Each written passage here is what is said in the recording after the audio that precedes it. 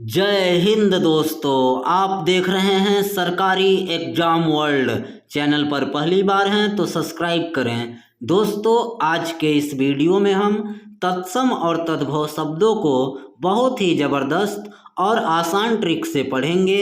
एक ऐसी ट्रिक जिसके द्वारा आप 10-20 नहीं बल्कि हजारों हजारों तत्सम तद्भव शब्दों को पलक झपकते ही पहचान लेंगे।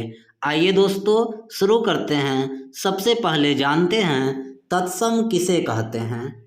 जो शब्द संस्कृत से जस के तस हिंदी में आए हैं उन्हें तत्सम कहते हैं। यानी जो शब्द मूल रूप से संस्कृत भाषा के हैं और बिना किसी बदलाव के, बिना किसी चेंज के, जैसे संस्कृत में थे वैसे ही हिंदी में आ गए हैं, उन्हें तत्सम कहते हैं। जैसे उदाहरण समझिए, अग्नि, कूप, आम्र, लौह। यह शब्द संस्कृत भाषा के हैं लेकिन बिना किसी बदलाव के, जैसे संस्कृत में थे वैसे ही हिंदी में आ गए हैं, तो ये आपके तत्सम शब्द कहलाएंगे।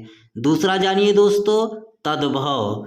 जो शब्द संस्कृत से परिवर्तित होकर हिंदी में आए हैं उन्हें तद्भव कहते हैं। यानी जो शब्द संस्कृत से बदलकर चेंज होकर हिंदी में आए हैं उसे तद्भव कहते हैं। जैसे आप यहाँ पर समझिएगा, अभी मैंने आपको तत्सम बताया, अग्नि तत्सम है, और यह देखिए बदलकर जब हिंदी में आया तो आग हो गया। आग आपका तद्भव कहलाएगा। कूप संस्कृत यानी तत्सम शब्द है और यह बदलकर हिंदी में आया तो कुआं हो गया। कुआं आपका तद्भव कहलाएगा। आम्र संस्कृत तत्सम शब्द है और यह बदलकर हिंदी में आया तो आम हो गया, तद्भव। लौह तत्सम शब्द और यह जब बदलकर हिंदी में आया तो लोहा हो गया। यानी जो शब्द संस्कृत से जस के तस हिंदी में आए हैं वे तत्सम कहलाते हैं और जो शब्द संस्कृत से बदलकर हिंदी में आए हैं उन्हें तद्भव कहते हैं। अब दोस्तों, मैं आपको तत्सम और तद्भव शब्दों को पहचानने की ज़बरदस्त ट्रिक बता रहा हूँ, इसे नोट कर लीजिएगा। सबसे पहला ट्रिक ध्यान से देखिए। तत्सम शब्दों में प्रायः री वर्ण का प्रयोग होता है। आपको जिस शब्द में री की मात्रा दिख जाए ऐसा वहाँ आप 100% मान लीजिएगा कि तत्सम शब्द है। जैसे देखिए, गृह री की मात्रा, कृष्ण री की मात्रा, नृत्य री की मात्रा। तो जिस शब्द में री वर्ण री की मात्रा दिख जाए वहाँ जान लीजिएगा कि वह शब्द तत्सम है। गृह का तद्भव घर होता है, कृष्ण का तद्भव किशन होता है, नृत्य का तद्भव नाच होता है। तो दोस्तों, बस इतना याद रखना है कि री वर्ण वाले शब्द तत्सम होते हैं। दूसरा ट्रिक देखिए, नोट कीजिएगा। तत्सम शब्दों के शुरू में व वर्ण होता है। जिस शब्द के प्रारंभ में आपको व दिख जाए वह 100% तत्सम होगा। जैसे देखिए, कुछ उदाहरण है। वन शुरू में व है, वानर व, वणिक व। तो तत्सम शब्दों के शुरू में व वर्ण होता है और तद्भव में व का ब हो जाता है। और जब हम तद्भव बनाते हैं तो व आपका ब में बदल जाता है। जैसे देखिए, वन तत्सम है, जब तद्भव बना तो वह ब में बदल गया, बन। इसी तरह वानर ब हो गया बंदर, वणिक व का ब हो गया बनिया। तो दोस्तों, व वर्ण वाले शब्द तत्सम होते हैं और तद्भव बनाते समय व का ब हो जाता है, याद रखिएगा। अगला ट्रिक देखिए, तीसरा। पदेन र वर्ण वाले शब्द प्रायः तत्सम होते हैं। जिस शब्द में आपको पदेन र मिल जाए, पदेन र यानी नीचे लगा र, पाँव में लगा र। जैसे देखिए, ग्राम ग में पदेन र लगा है, धूम्र म में पदेन र, ताम्र म में पदेन र। तो जिस शब्द में पदेन र लगा हो वह शब्द 100% आपका तत्सम होगा। नोट कर लीजिएगा, याद रखिएगा। ग्राम, ग्राम का तद्भव गांव हो जाता है। धूम्र, धूम्र का तद्भव धुआं होता है। ताम्र, ताम्र का तद्भव तांबा होता है। एक चीज़ और यहाँ नोट कीजिएगा कि जिस शब्द में आपको चंद्र बिंदु मिले, आधा चांद ऊपर बिंदु, वह शब्द 100% तद्भव होता है। इसको भी नोट कर लीजिएगा। जैसे गांव, धुआं, तांबा, सबके ऊपर आपको चंद्र बिंदु मिला तो ये आपका तद्भव है। अब अगला जानिए दोस्तों, चौथा नंबर का ट्रिक नोट कीजिएगा। तत्सम शब्दों में स्र और स वर्ण होता है। जिस शब्द में आपको स्र और तालव्य स यानी बड़ा स दिख जाए, वह 100% आपका तत्सम शब्द होगा। और तद्भव बनाते समय स्र और स का छोटा स यानी दंत स हो जाता है।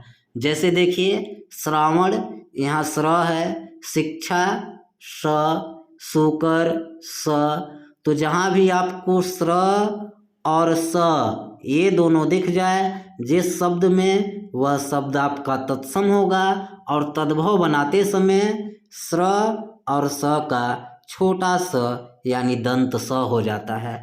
जैसे श्रावण तो छोटा स सावन हो गया, शिक्षा छोटा सा सीख हो गया, शुकर यहाँ पर छोटा सा सुअर हो गया। समझ गए होंगे दोस्तों। अब पांचवा नंबर का ट्रिक देखिए। तत्सम शब्दों में त्र वर्ण होता है, तद्भव में त्र का त हो जाता है।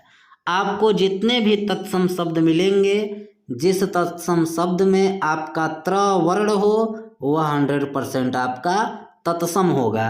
जैसे देखिए, पुत्र त्र है, मित्र त्र, चैत्र त्र, तो त्र वर्ण वाले शब्द तत्सम होते हैं और तद्भव में त्र का त हो जाता है।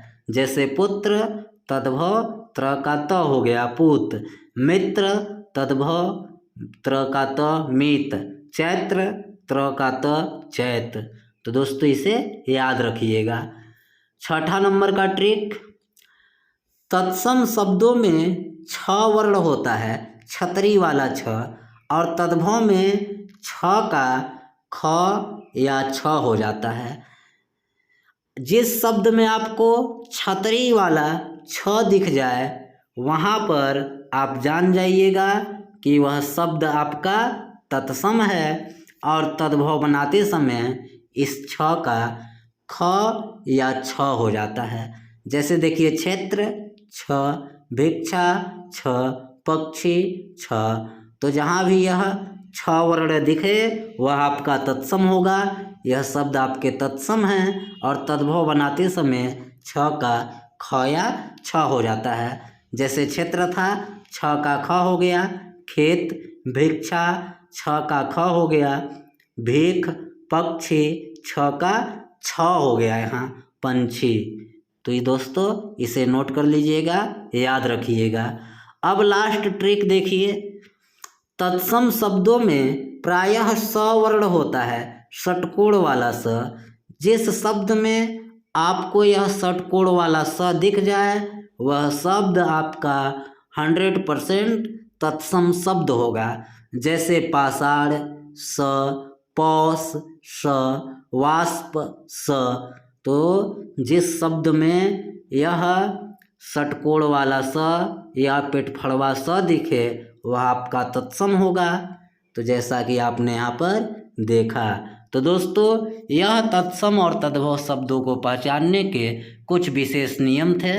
इनकी सहायता से आप असंख्य तत्सम तद्भव शब्दों को आसानी से पहचान सकते हैं। वीडियो अच्छा लगा होगा तो लाइक कर दीजिएगा, साथ ही हमारे चैनल को सब्सक्राइब कीजिएगा। आप सभी देवतुल्य दर्शकों का धन्यवाद।